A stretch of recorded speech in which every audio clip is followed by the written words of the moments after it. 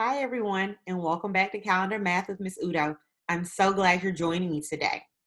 We are going to start doing something just a little bit different with calendar math. Moving forward, each week, I'm going to stick to one topic for each of our grade level bands. That way, you have time Monday through Thursday to practice the one topic that will be shared on our challenge problem on Friday. All right, guys, let's begin. Do you know what month it is? Let's think. We are currently in the 5th month of the year. Last month was April, and next month will be June. Do you know what month it is? That's right. We are currently in the month of May. Do you know what day of the week it is? It is the first school day of the week. And so what day is it? That's right. It is currently Monday. And if today is Monday, what was yesterday?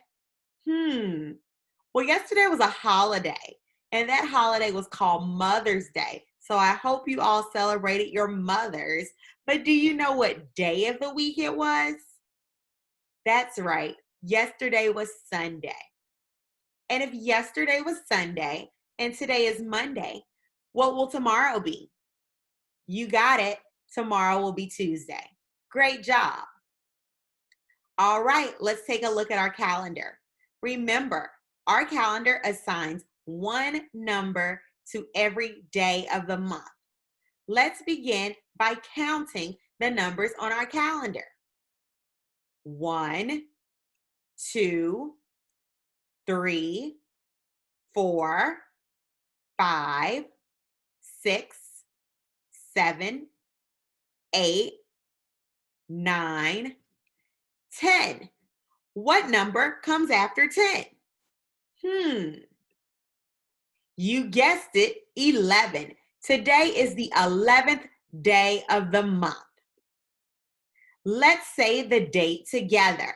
Remember, when we say the date, we start with the day of the week, and then we say the month, the number, date, and then the year. Let's try it. Today is Monday, May 11th, 2020. Let's say it together one more time.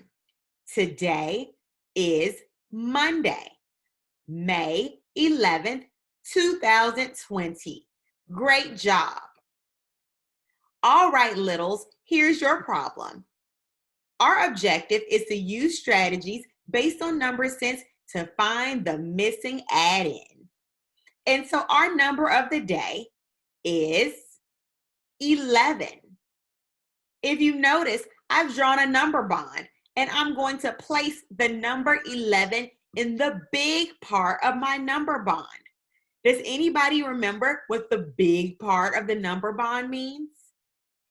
That's right. That is our whole. That is our total. What about the little parts?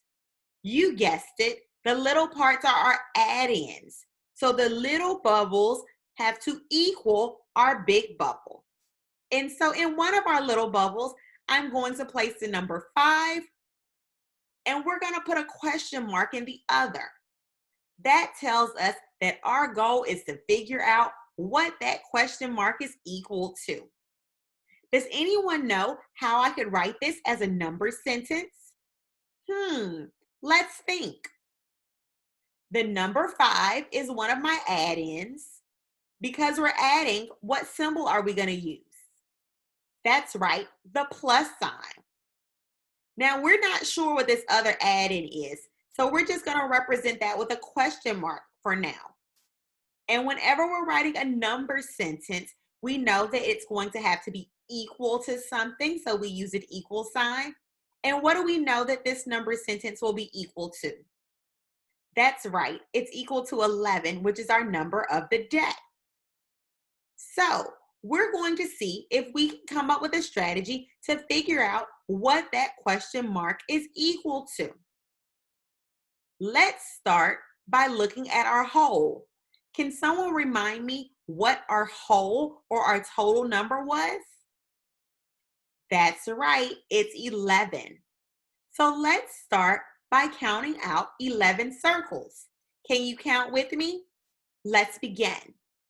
1, 2, 3, 4, 5, 6, 7, 8, 9, 10, 11. Great job. And so we have a total of 11 circles. Now, let's think about our add-ins. What was the add-in that we know? That's right. We know that one of our add-ins is 5.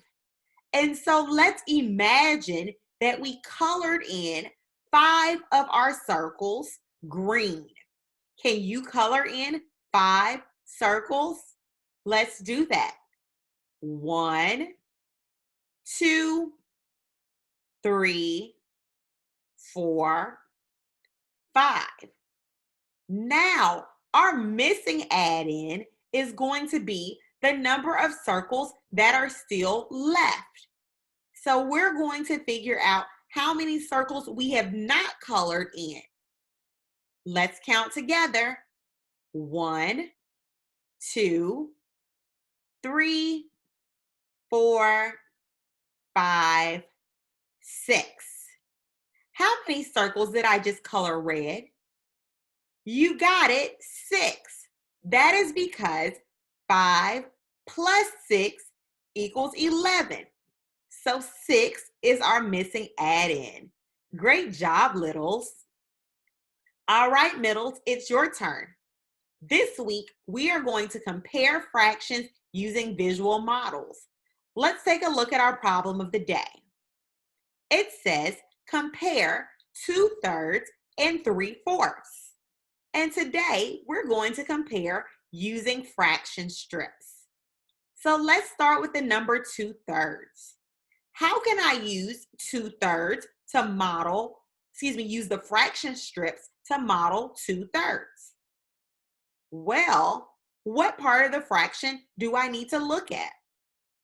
You got it. I need to look at the denominator. And what is the denominator of the fraction 2/3? That's right, it's a 3. And so we are going to be using the third strips. Let's pull out 2/3. 1/3, 2/3. So this is how we model the fraction 2/3. Let's look at our next fraction. What is it? That's right, it's 3/4. Using the same thought process, how do we know what strip to use? That's right. Because our denominator is 4, we're going to use the 4th strips. And what color are those? That's right. Those are our green strips. How many of them do I need? You guessed it. I'm going to use 3 because my numerator is 3. 1/4, 2/4, 3/4. Now, in order to compare, we need to know which fraction is larger. Can you look at our picture and tell which fraction is larger? Let's look. Well, our problem is 2/3. We've got a circle in the center because that's where we're going to put our inequality symbol. And then we have 3/4. And so based on our picture, are you able to tell which fraction is greater? Did you say 3/4? If you did, you're absolutely correct. And remember, our alligator mouth always eats up the greater number. Great job, middles. All right, senior scholars, it's your turn. This week, we are going to convert between various units of measurement, and we're going to start with the multi-step word problem.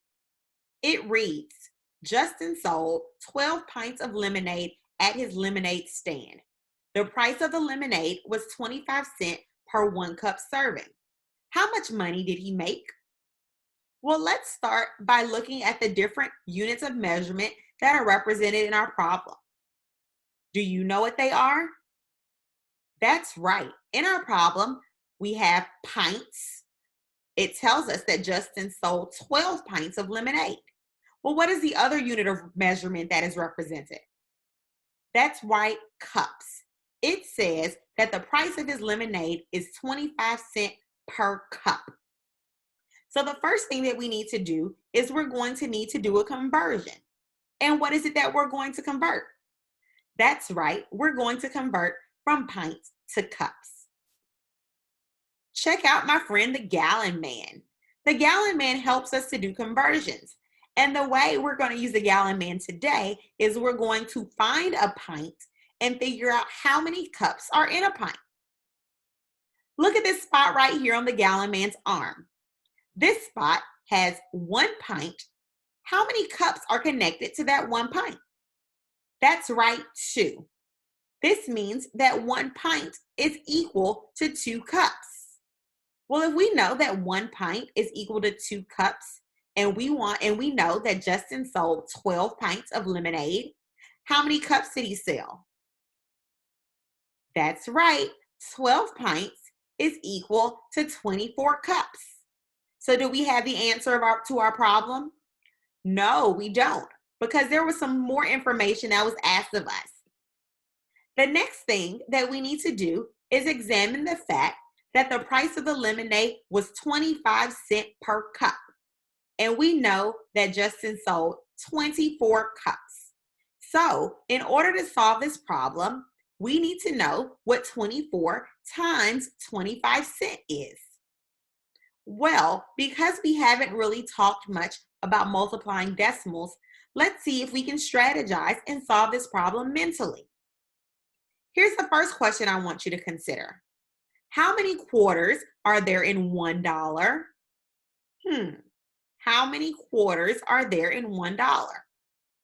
That's right, there are 4 quarters in $1. Here's the next question I want you to consider. Well, how many groups of 4 are there in the number 24? In order to consider that, you may need to do a little division, but it's mental division. How many groups of 4 are there in 24? Did you say 6? That's right, because 24 divided by 4 is 6. And so if we know that there are 6 groups of 4 in 24, we should have our answer.